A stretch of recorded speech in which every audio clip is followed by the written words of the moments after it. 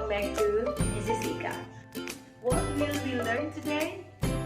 Okay, today we will learn about narrative text. Did you know about narrative text?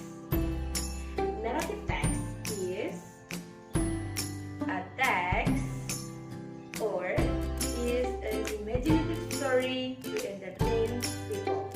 Jadi, narrative text ini adalah teks yang bercerita tentang hal-hal imajinatif yang bertujuan untuk menghibur orang. What about the kind of narrative text?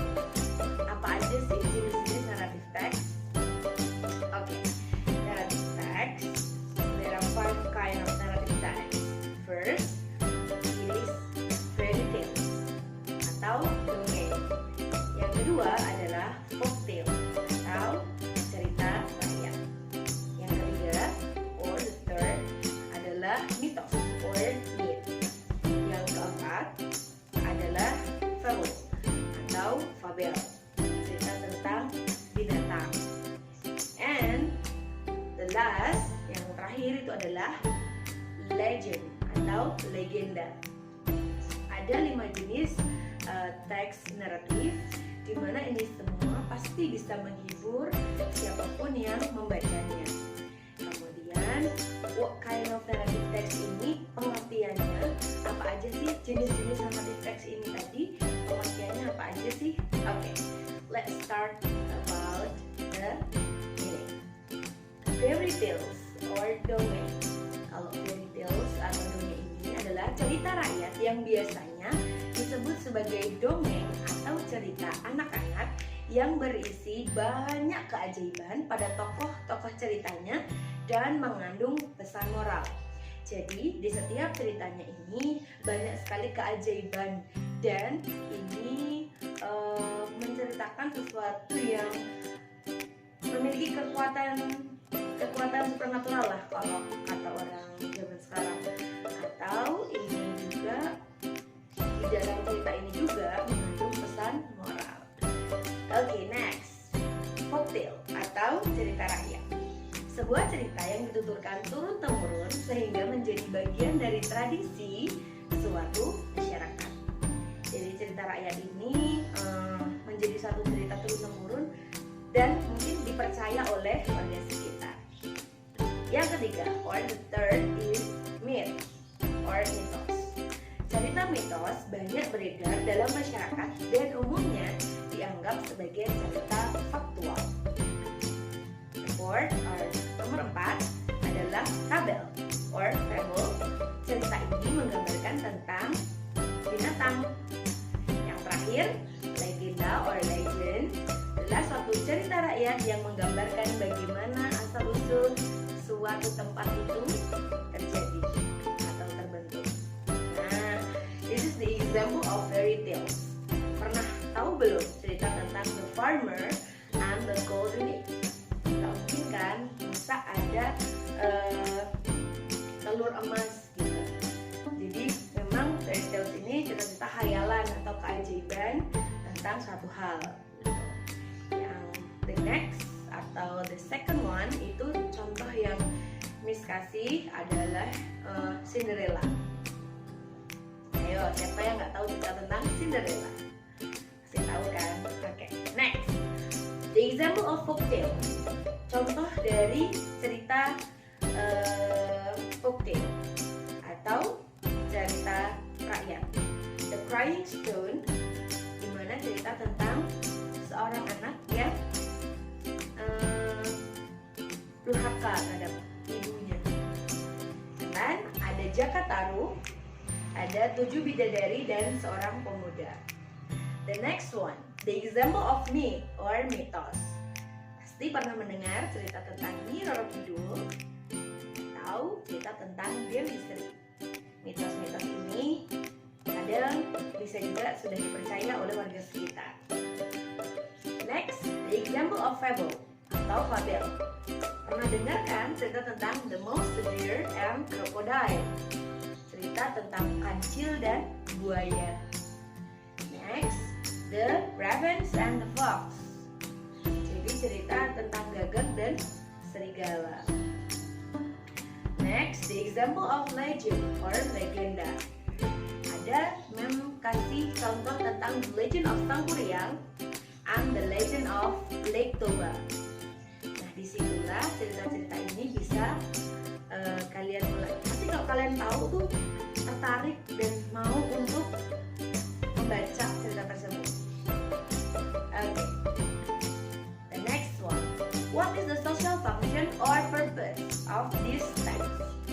Kalau kalian mendengar kata why is the text written, atau the text is written for, atau what is the text purpose, atau what is the social function, atau what is the writer's intention, berarti di soal tersebut si pembuat soal meminta kalian untuk menyampaikan apa sih tujuan dari teks naratif tersebut. What is the purpose? The purpose of narrative text di sini mem akan kasih empat hal. For the first, to amuse the reader. Jadi untuk membuat senang pembaca. The second one, to entertain. Jadi untuk menghibur. Next, to teach us to have good characters. Okay, the last, to make us learn something from the story. Jadi dari cerita itu nanti kita bisa belajar sesuatu. Jadi narrative text ini lumayan banyak ya tujuannya, untuk menghibur, kemudian kita bisa belajar juga dari teks atau cerita tersebut. Jadi banyak hal yang bisa kita ambil hikmahnya. Next one, the generic structure of narrative text. Apa aja sih struktur dari teks naratif ini? Yang pertama, first itu adalah orientation. Yang kedua adalah complication. Yang ketiga itu adalah resolution. Di poin keempat, tapi ini merupakan optional ya, bisa iya atau bisa digunakan ataupun tidak, adalah reorientation. Sekali lagi, yang poin keempat ini adalah bersifat optional, jadi bisa digunakan ataupun tidak. Oke, lanjut kepada pengertian. Apa sih orientation? Orientation, it is about the opening paragraph where the characters of the story are introduced.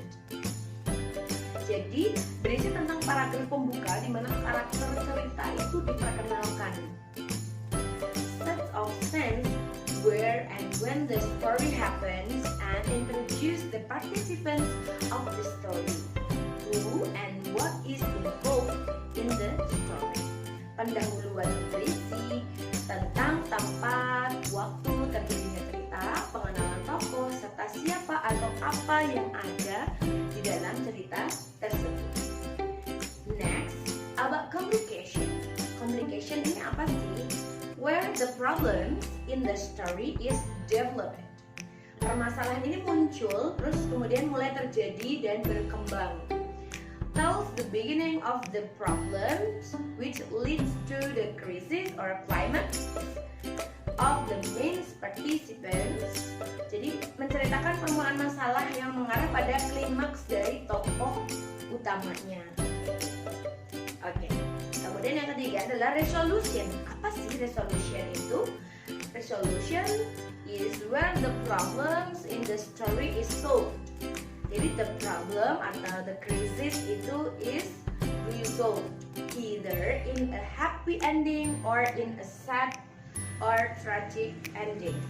Jadi masalah ini sudah terselesaikan dan berakhir dengan happy ending atau sad ending. Karena di naratif teks itu pasti ada dua akhiran. Bisa happy ending, bisa bad or sad ending. Oke, the last, reorientation. Yang tadi Mem sudah sampaikan bahwa ini adalah optional. Reorientation adalah suatu cerita yang bersifat optional, di mana ini bisa berisi tentang pelajaran moral. Apa aja sih pelajaran moral yang bisa disampaikan, kemudian saran dan pengajaran dari penulis itu apa. Kadang pembuat cerita atau yang menyajikan cerita ingin pembaca atau penonton itu mempelajari sendiri secara cerita, secara alur cerita, apa sih tadi pesan moral yang ada di dalam cerita tersebut. Ada juga cerita yang langsung menunjukkan ini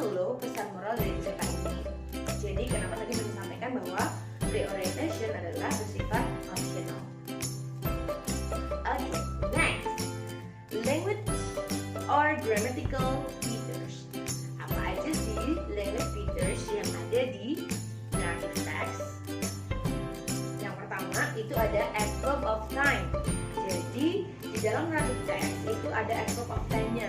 Kalau kalian sudah mendengar kata once upon a time, atau one day, atau long time ago, nah itu pasti adalah ciri khas dari narrative text atau text narrative. Kemudian yang kedua, it is using past tense. Jadi dia menggunakan past tense. Contoh, he lived in the jungle, he saw a big house, like that. Next, ada specific character, ada karakter spesial. For example, Cakataru or Sangkuriang, seperti itu. Next, direct speech.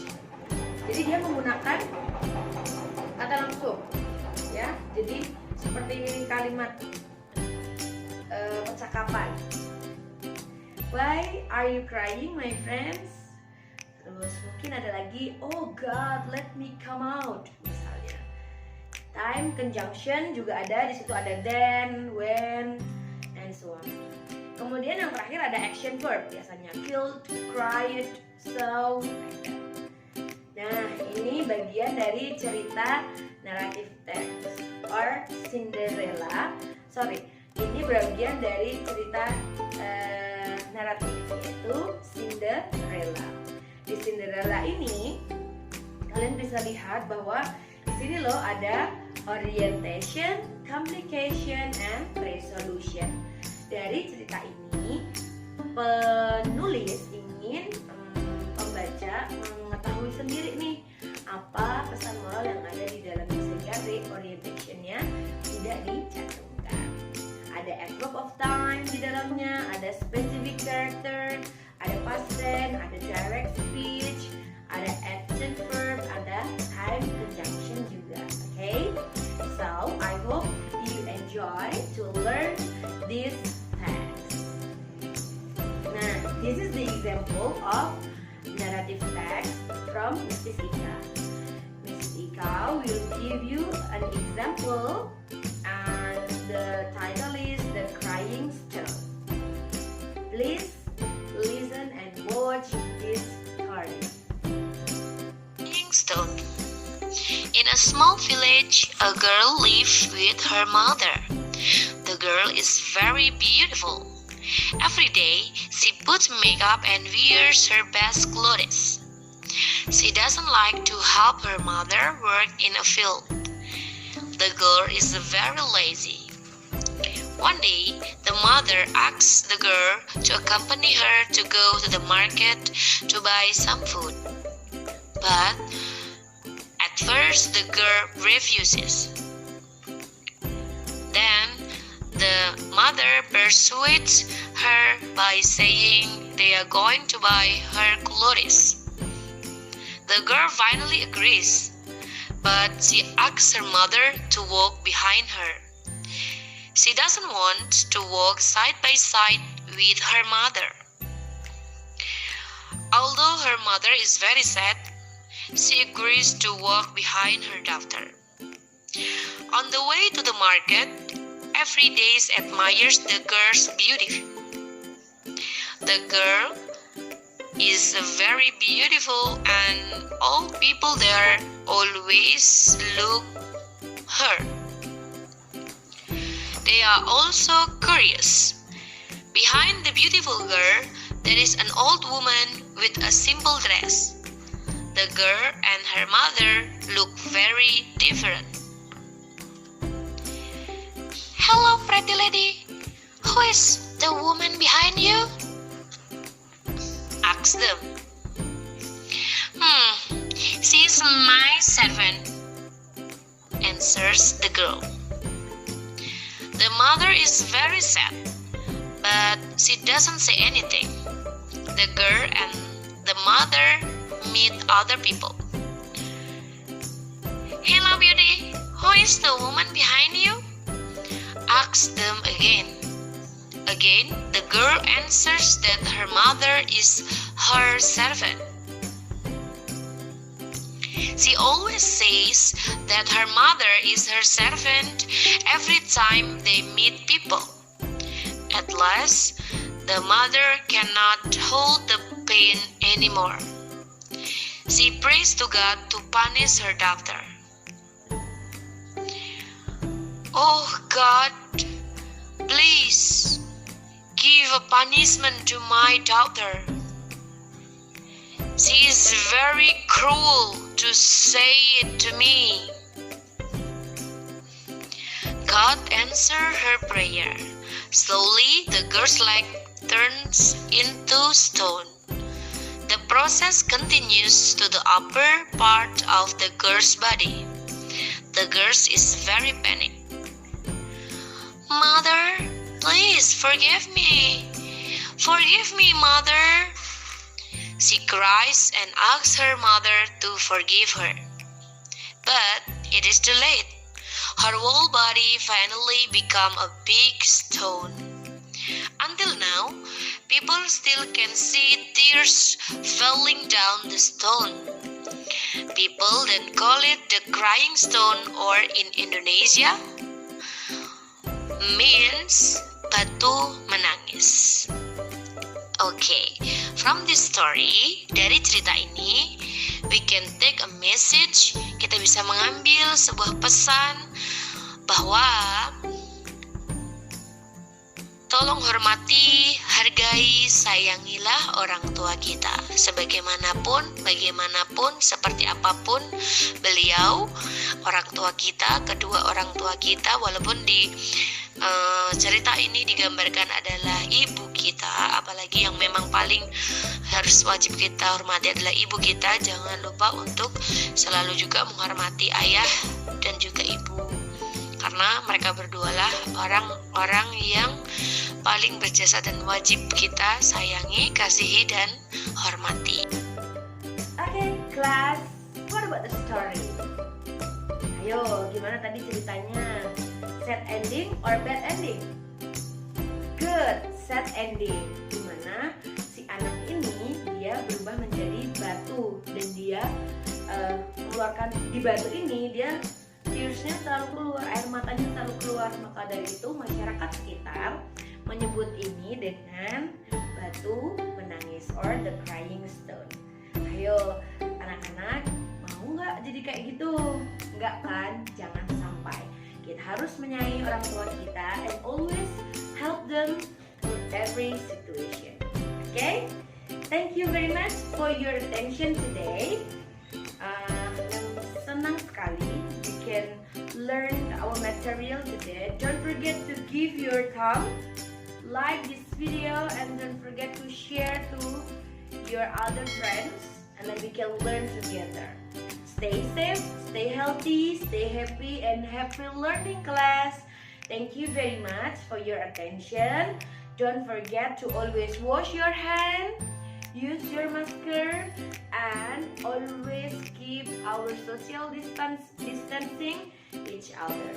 And then don't forget to always listen your mom message, ya. Okay? Selalu sehat, semangat, dan jangan pernah meninggalkan 3M. Okay?